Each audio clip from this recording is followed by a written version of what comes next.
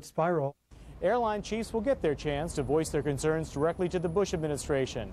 Next week, they're going to sit down with Transportation Secretary Norman Mineta, potentially on the agenda, beefing up security without scaring away an already nervous public. Bruce Francis, CNN Financial News, New York. So clearly some industries, the airline and many production industries, feeling the effects already in the wider economy.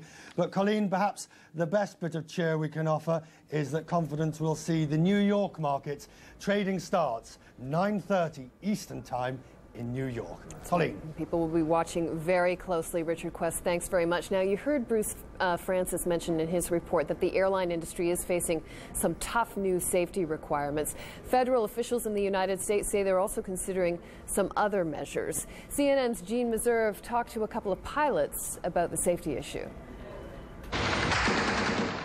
For pilots, the rule of thumb in hijackings has always been be passive, be cooperative, get on the ground and into negotiations. Tuesday, the rules changed instantaneously. Commercial pilot Paul Emmons was in the air. And my co-pilot and I basically looked at each other and said, "You want to fly or fight?" And he had his big steel flashlight, and if anybody came through the door, he was going to go after him, and I was going to get the airplane on the ground. According to the Airline Pilots Association, pilots and flight attendants, the airlines, the FAA, and law enforcement are engaged in an unprecedented cooperative effort to improve aircraft security quickly. We are at war, and we're treating it that way, and everybody's cutting through the red tape, making decisions. Among the changes being considered on an expedited basis, whether to provide law enforcement escorts, whether to arm pilots with weapons, and how to modify equipment like the cockpit door so it is a more effective barrier. This new door that we want I hope by Friday, really by Friday, I want a certification process approved by the FAA and the manufacturer in ALPA, and I believe we can have that, and then on our way to getting that door. Some airlines have told their pilots to do what they must to save themselves, their aircraft, and their passengers. Pilot Paul Emmons says if his plane is under threat, passengers better hold on. You should be wearing your seatbelt. What does that mean? We can start to maneuver that aircraft so that he cannot function. Depressurize? We can depressurize the aircraft, we can throw it around the sky, we can do all sorts of things, and he won't be walking when it's over. Despite the financial distress of the airline industry, the Airline Pilots Association says no security measure is off the table, no matter what the expense. But some aviation watchdogs are critical. They say the problems and the solutions were known long ago, and they ask, why are we seeing corrections so late? Too late. Jean Meserve, CNN, Washington. I want to update you now on the latest developments. Rescues in New York still digging through the rubble of what was the World Trade Center for the 5th straight night now. They're holding out hope that there could be people still buried alive underneath that rubble, but no survivors have been found there since Wednesday. Mourners gathered on Saturday to bury 3 top fire department officers who were killed in the aftermath of the attacks. They were among the first groups of rescue crews who rushed to that scene. About 300 firefighters still unaccounted for. And police have arrested a second material witness. He's one of 25 people in police custody for possible immigration violations. The other person charged in connection with the investigation was detained at New York's John F. Kennedy International Airport Thursday for allegedly holding a false pilot's license. Michael. Thanks, Colleen. Well, part of the healing process that New Yorkers and indeed people everywhere must now endure is the void in one of the world's most recognisable skylines. Now, we produced this video to show you what the skyline looked like then. Take a look at it. Of course, familiar to everyone. And then what it looks like after Tuesday's events. I remember first coming to New York in 1980 as a backpacking young man and climbing to the top of those buildings and seeing the view from the top. Of course, the World Trade Center is one of the landmarks in one of these cities in the world. Let's have another look at this. Of course, no more after the events of Tuesday. That famous skyline in photo albums around the world, on postcards, in movies. No more. Never be the same. Very powerful picture. Very powerful comparison. If a picture is worth 1,000 words, that one certainly is. Okay, joining us once again from New York is Gary Tuchman, someone very familiar with the city who's been there virtually since this happened. Gary, Those pictures, incredible. What can you tell us?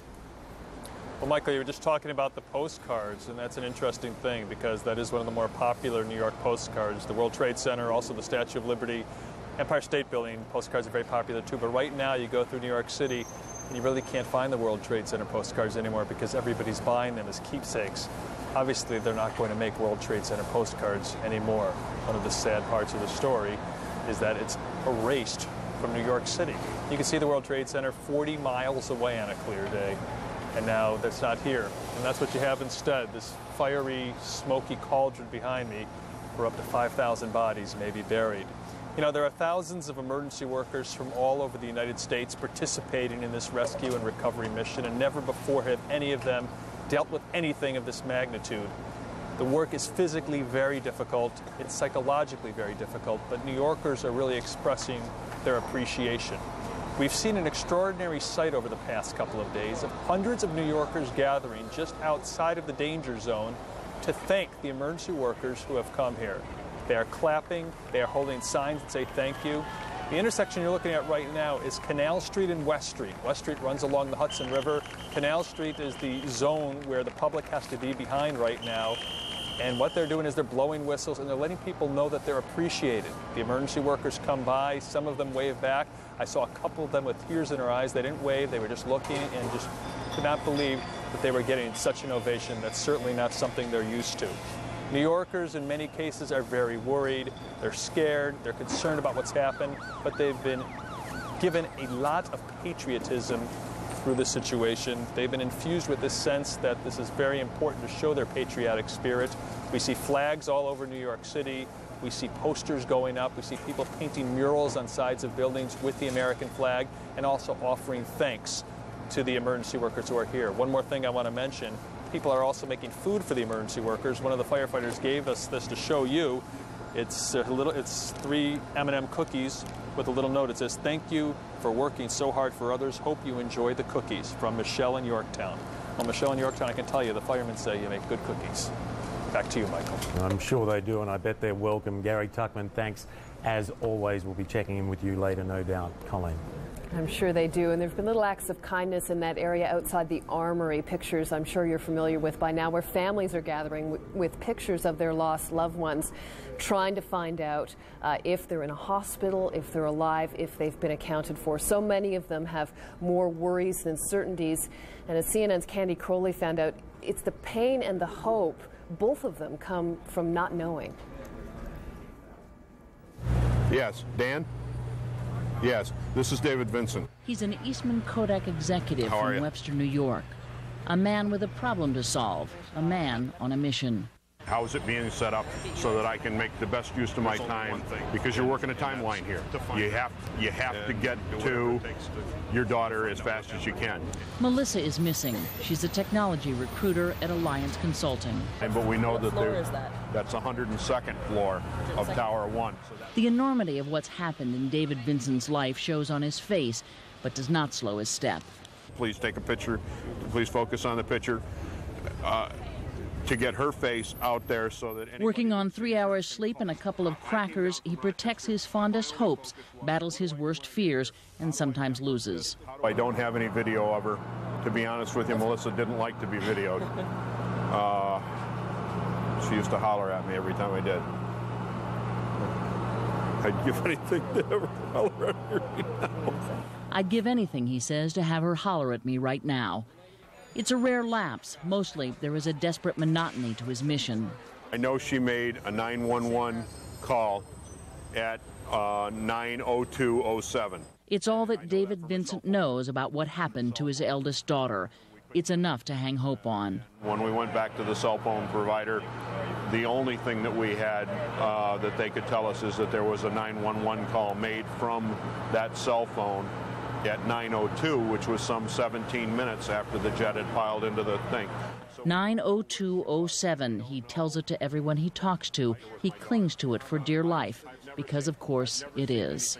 I need to know where she was when she made that call, because that will tell me whether she was downstairs just getting off the path and maybe in a void someplace downstairs, or whether I have to understand that she was upstairs on 102 and have to wonder whether she was able to get out or not able to get out.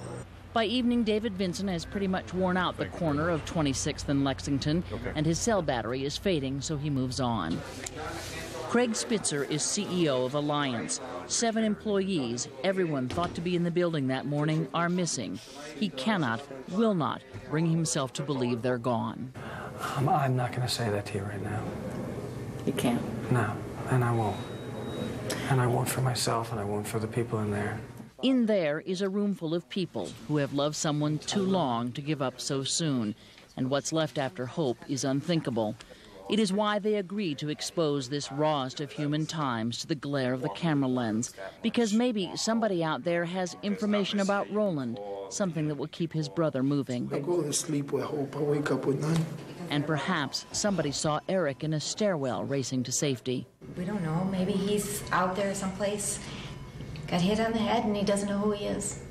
You know, maybe he's unconscious and he didn't have any identification on him.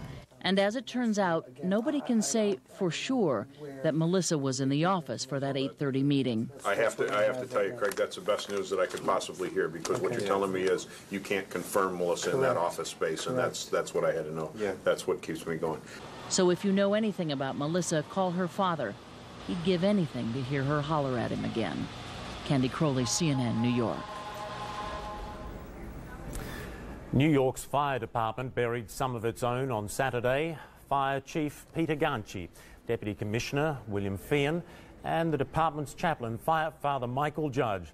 Their loss has left some of their friends asking, why them? Why not me? Richard Blystone has that story. Surgery is going to keep news photographer David Handschuh away from some friends' funerals, but this one he wasn't going to miss. Because in the line of duty, he saw a lot of Father Mike Judge, the firefighter's chaplain, who was killed Tuesday while giving last rites to a fireman. He would hold your hand and you would just feel good. He emanated some form of just positive goodwill that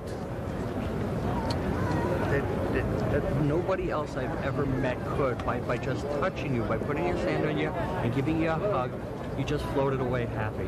Many of those in the overflow crowd had narrow escapes that day. David Handschuh had 2. You hear the sound and then the building starts falling down in slow motion.